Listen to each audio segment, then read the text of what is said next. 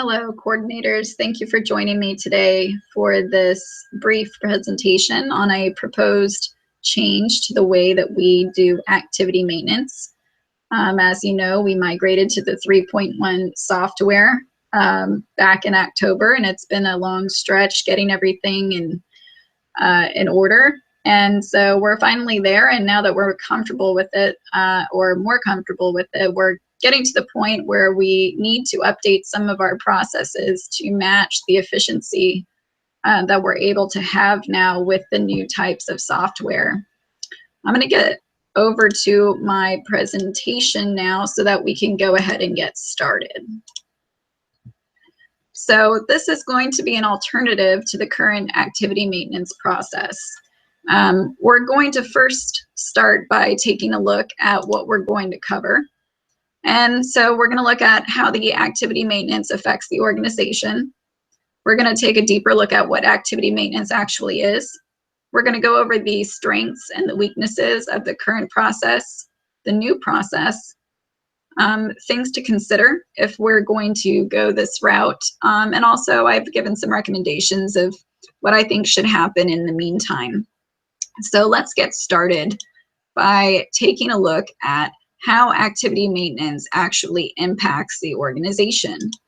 The first way it impacts the organization is that it provides the staff with the information that they will see when a customer is standing there right in front of them.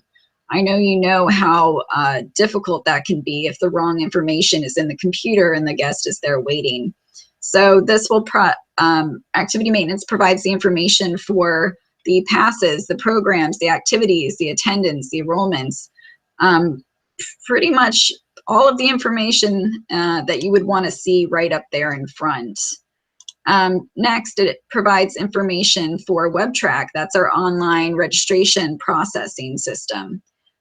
We really need to make sure that the information online matches the information that our clerks are seeing there on the phone, so that when they call, when a customer calls and says, hey, is there room left in baseball camp, we're able to give them the correct information. And lastly, but not least, it allows us to track and record all of the attendance and the income that comes in from particular activities and programs and events. It's obviously a very crucial part of the RecTrack system, updating and making sure that everything is okay.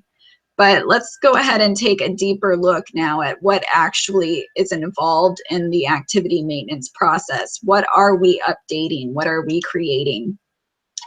Activity maintenance is not just about those codes that you see that we put in. It has to do with reserving those programs in the reservation system. So you might have a room that has Tai Chi in it and you want yoga to be there. You need to make sure that Tai Chi is out in time for yoga to go in.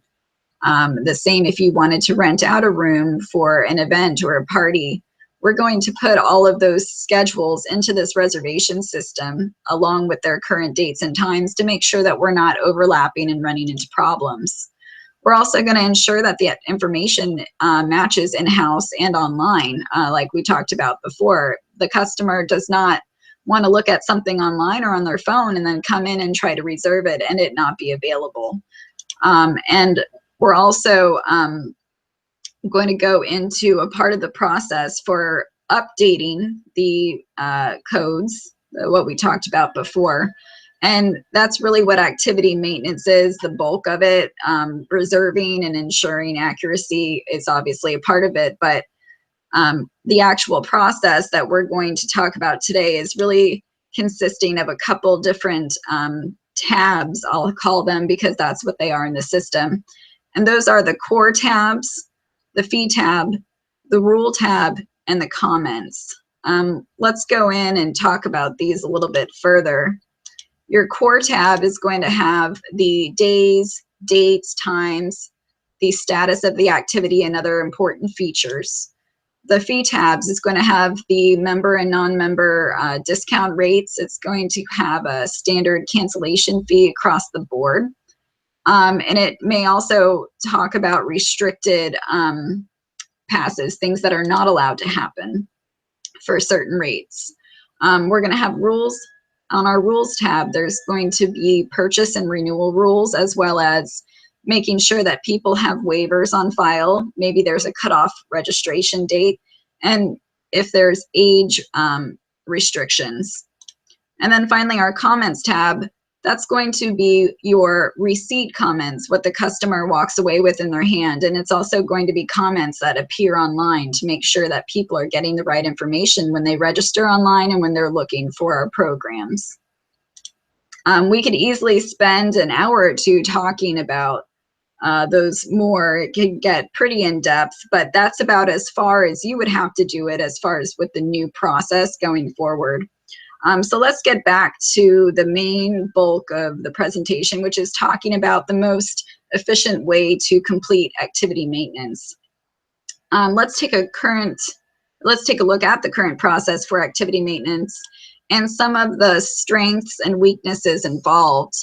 As a small overview, the process now essentially consists of your 4 centers, your coordinators, you, sending the program proposal forms over to Leslie, who then does all of the maintenance and all of the website maintenance, and then asks you questions if she needs to, goes back and forth. It works okay. It takes a lot of time for the technician, and that's not really the problem. It's more or less the back and forth. It's the miscommunication and possibly errors on the program proposal forms. Let's go more into those strengths and weaknesses of the current process, starting with the weaknesses. As I was saying, Leslie is in charge of that updating and verifying, so there's really no one to check her work, and she is doing so much of it that really there's no time for her to verify her own work.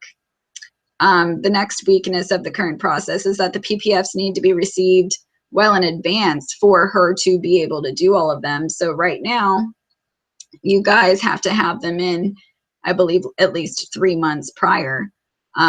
With the new process, we would still end up needing those PPFs, but they would not to be that far ahead of the upcoming magazine. Another weakness is that the technician does not know in depth the same detail that you will as coordinators of your building, or the person who is delegated to do it that works at your building. You guys are going to have that firsthand information that that technician just does not have. If a date is changed or a fee is changed and someone forgets to put it into the PPF or writes an email about it, the technician's not going to know, and it's going to possibly be wrong in RecTrack or on WebTrack, and that could obviously cause problems. And another weakness, and really one of the biggest ones for me, is that right now, because one person does that level of RecTrack updating, the facilities, your facilities, are unable to fix even small problems that come across because you've not yet got it that far into the system. And that, as you know, it can be very frustrating if there's a customer in front of you and all they want to do is reserve a program.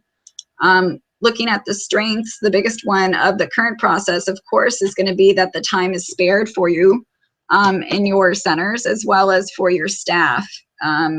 It's a big chunk of time in the way that she's doing it now, but it won't be that big if you guys take it over. Another strength for you guys was that both the PPFs are available to the technician and the coordinator. So that's our way of doing it on the same page. Now we're going to take a look at the new process for activity maintenance and the strengths and weaknesses here. Starting with the weaknesses, the first one is just kind of where I left off. It's going to be making the time for the coordinators or for the staff that you delegate to do the updates. And of course, because it's a new process, initially we will be prone to errors. We'll be needing to fix things, and that's just the way that things go when you're learning off. So we'll have to deal with that as it arrives.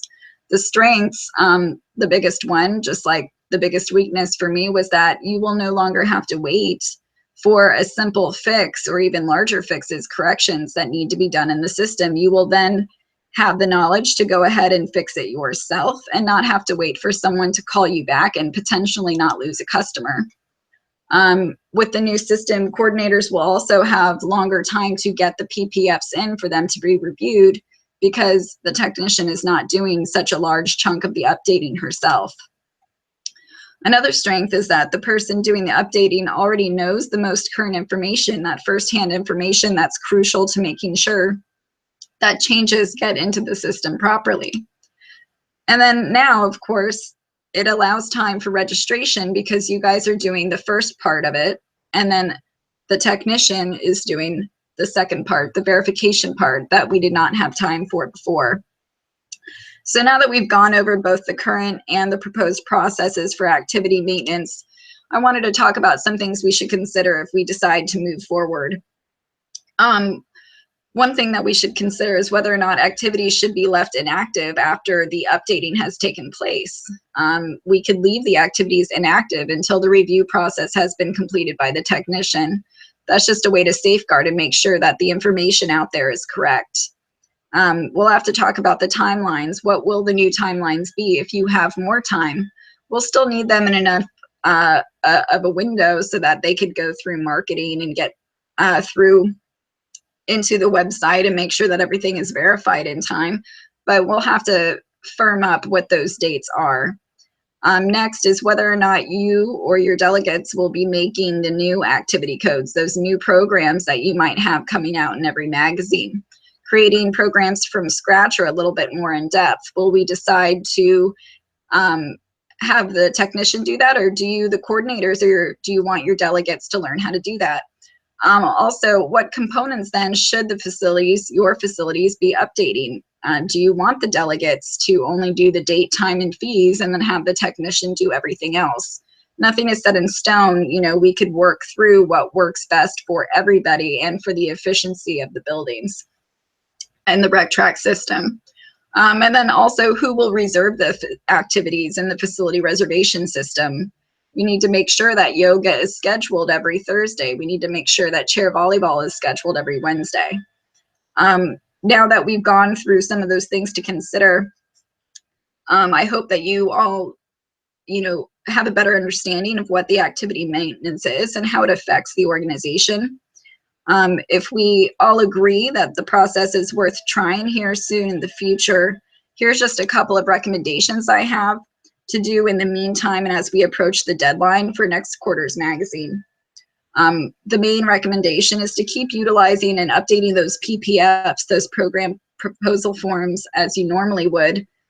Those are still going to be a vital part of the operation because they help keep everybody in line, including me and Leslie, the other technician.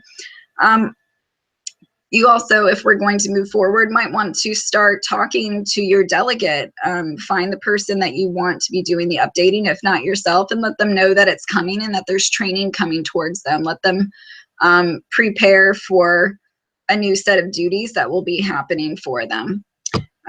You also want to start thinking about that deadline, the deadline to have the updates done by, for your delegate to have them into you by, and then also the main deadline for the PPFs to be sent to registration, me and Leslie, so that we can verify them. And then also, while you're in this process, while we're getting ready for training, if you have questions, if you think of potential problems or issues, let us know. While you're in the training as well, if we go forward, if there's a list of questions that we could help you tackle and understand it better, or maybe even something that we need to go out and speak to, a support tech and find out why there's a certain problem. We'll only know if you guys come to us, and we're here to help and we want to. It's going to be a little bit of a learning curve, and we understand that, but like we said before, it's the same as with the migration, and we'll get through it together. In closing, I hope you all will agree that there's benefits to this new process. And I want to thank you all for joining me today as I come back to the screen. I know that there's many more exciting capabilities that our software system can do, and I'm looking forward to whatever those are here in the future. I know that together with a new process, whatever it may be, maybe not for this, maybe not for the other thing. We can make the software really work for us in the best way possible, and not just for your individual centers, but for our organization as a whole. So thank you again for listening to me today. And if you have any questions, just shoot me an email or give me a call, and I'll be happy to answer them for you. Thank you.